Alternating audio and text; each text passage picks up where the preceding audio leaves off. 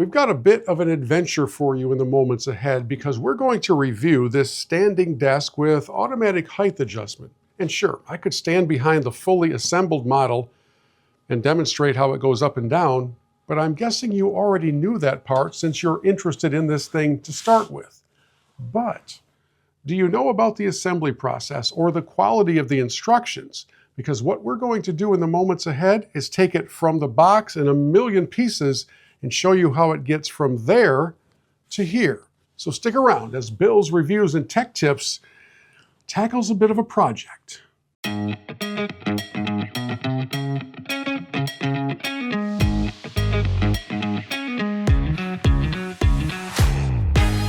Hi friends, Bill here. Welcome into Bill's Reviews and Tech Tips. And in case you're wondering, I didn't go from 6'5" to 3'5". Instead, I'm literally on my knees because in the next few moments, we're going to walk you through an unboxing and a full assembly process for this FlexiSpot standing desk with electric adjustments. And I thought, yeah, I could shoot the review behind the fully assembled desk, but then again, anybody watching this has seen the title of the desk they're considering, and they know already that it's a standing desk with electric adjustments. So what are we going to do? Watch it go up and down? We'll do that at the end, but I'm guessing that the majority of you have as a question what the process is like, how sturdy it is, are the instructions thorough, are all of the parts included, and all of those other little nightmarish concerns that you may have had from time to time over the years when you've ordered something that had the three most dreaded words in the language, some assembly required. So before we crack this box open, let me level set expectations just a little bit. I am far from handy. If they were recasting a remake of Home Improvement, I would not be in the running for the tool man. I quite often have to call friends over to help me with fairly simple projects. So we're going to walk through this together, and I'm guessing already it'll probably take me a couple of tries to get things right. But if the enclosed instructions are thorough enough, then theoretically, even a moderately intelligent person like me should be able to follow them and get through all of this. What we're going to do is kind of in the background. I'm going to run a stopwatch. The moment that I crack open the box, we're going to hit go on the stopwatch. And when we're done, I will report back how long all of this took. But from a visual standpoint, I don't think you want to see me wrestling around with this thing for however long it takes. So instead, we're going to set a time-lapse camera up so you can watch all of this happen in super fast speed. And then if there are moments of confusion or if there is a glaring omission or error during that hyperspeed process, I'll come right back to you. I'll report back to you in real time because I want you to get a good feel for what this whole process is like. I mean, that's part of what we do here at Bill's Reviews and Tech Tips. So it's got to be put together at some point. You might as well see the process along with me. Got it? Okay, it's time for us to begin. On your mark, get set, go.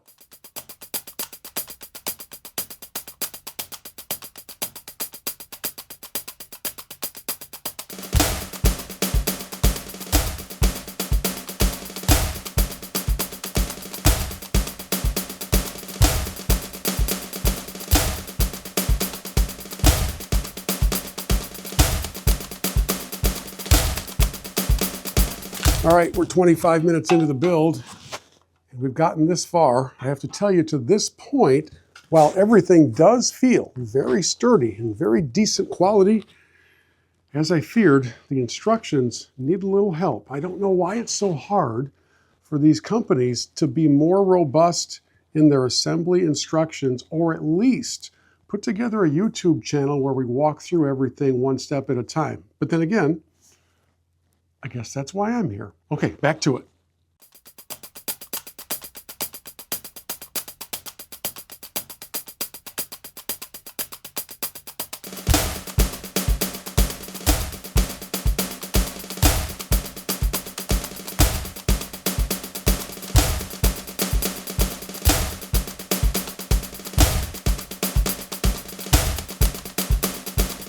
Okay, we're going to stop the time lapse for just a second so I can walk you through where we are in the process and one of the frustrations that I'm experiencing that I have experienced far too often with instruction manuals that appear to have been prepared by toddlers. And here's what it is. So now it's time for us. We've got the whole frame put together, right? You can see the frame. The motor is attached. Hopefully it's attached correctly. Although I don't know right now which side is front and which side is back. And most of the time, when you assemble something like this, they will have little stickers with, A, B, C, D for every part. There's no such thing here. So you're kind of on your own to guess what's front and what's back. And some of it's intuitive because you understand you're going to put, these are support brackets and those are the feet. We get that. But now the frustration comes in here. And it says the installation sequence for the screws, circle to square. All right, so I'm assuming the screws on the outside are the circles, so we're going to do all of those first. And then the inside screws are the squares. I can't think of any other explanation for it, so that's fine. But now there's a note. Note that the side of the tabletop with the keypad hole should be on the same side as the keypad. Okay, keypad hole, keypad hole. Welcome to my world on this table.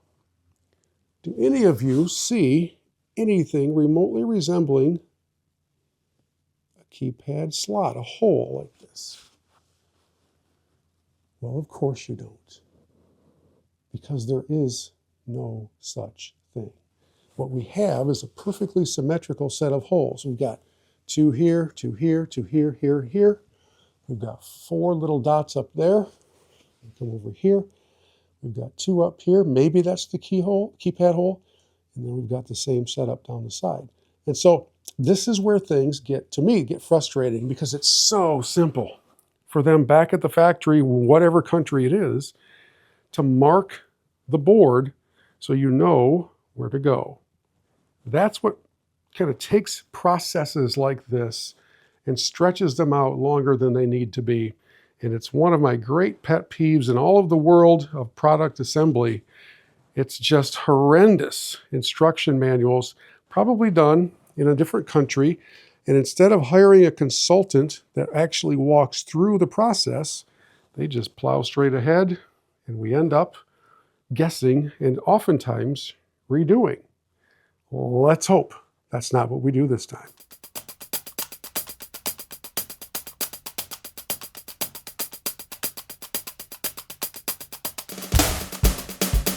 Just one step left here in the assembly process before I share some of my thoughts, and that is the attachment of this power strip here to the front of the desk. Pretty simple process. It just has a clamp and goes right on here.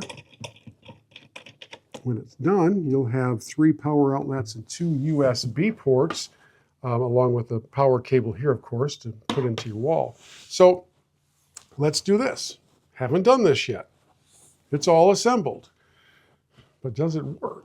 So we're going to take the old power supply over here to the wall, fire things up, we hope. It's a good sign. I see lights here on this side. And this is where your control center is located. So you have a simple up and down button. You also have 4 memory settings.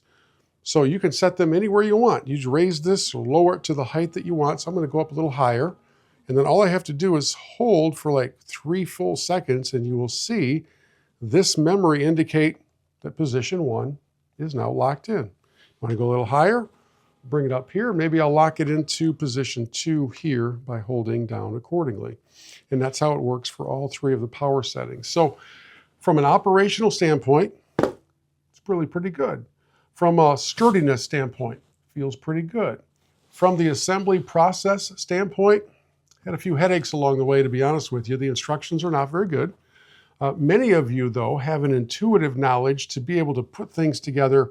If you're given a little guidance, I kind of need more guidance, like letters and labels and things like that. So some of you will be way quicker. I did run a timer on the entire assembly process, and it was right around 58 minutes that it took me. It won't take you nearly that long, and it shouldn't have taken me that long, but there were some confusing moments along the way. And plus, as I mentioned earlier, I'm not exactly the handiest person on earth. Now, a couple of important points to make. This is a 54, I think, pound unit, all fully assembled. So one of my thoughts is I'm going to put it back in the corner of my simulator studio, but I will move it back out when I have product reviews to shoot in the studio. It's a little bit hefty, but we'll be able to do that. One other thought that I want to pass along to you is to make sure that when you're attaching the screws underneath here and the various supports so that the tabletop is fully supported, make sure you don't strip out the wood underneath. I had that problem on this side, had to go and get some Gorilla Glue, put it in here to make sure that everything was holding, and I may still have to go back and check that again. But for the most part, I'm pleased with the final product if I'm not totally pleased with the process it took to get here.